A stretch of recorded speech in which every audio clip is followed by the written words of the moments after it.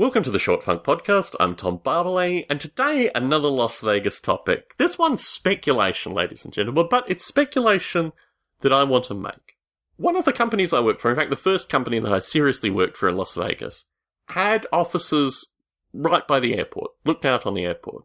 Interesting place if you like seeing planes, particularly when the president flies in. Always good to see Air Force One come in and play some abusive, anti-American, anti-war Australian rap music while that occurs. There are a few things quite curious about this place.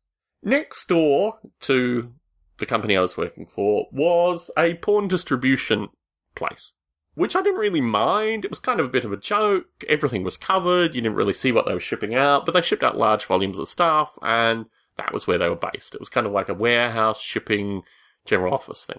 That went out of business, and it was replaced by Scientologists. In fact, the Las Vegas chapter, I don't even know what you call it, but anyway, the main Las Vegas office for Scientology. This was very, very curious. They came in and introduced themselves and were very polite, certainly more so than the pornographers had been, but then a series of really strange things started to happen. And my cubicle literally backed onto their entryway. I had glass behind me so they could literally look in on my screen. I was in a very exposed position, and I didn't particularly like being in that location, but I survived there.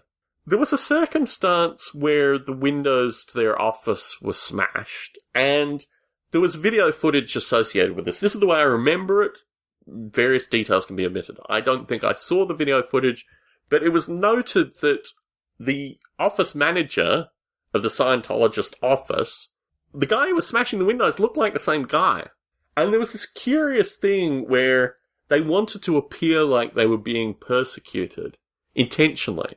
There was also a circumstance where someone would spray, bomb here and various other things on their offices. But again, because we already had that sense, or I had been given this sense, it was pretty clear that they were doing it to themselves, that they themselves wanted to look like they were being persecuted. And it was really very strange as a thinking entity being in that circumstance with the view that, windows were being smashed here. There was various acts of at least destructive violence going on, and I was literally right by that.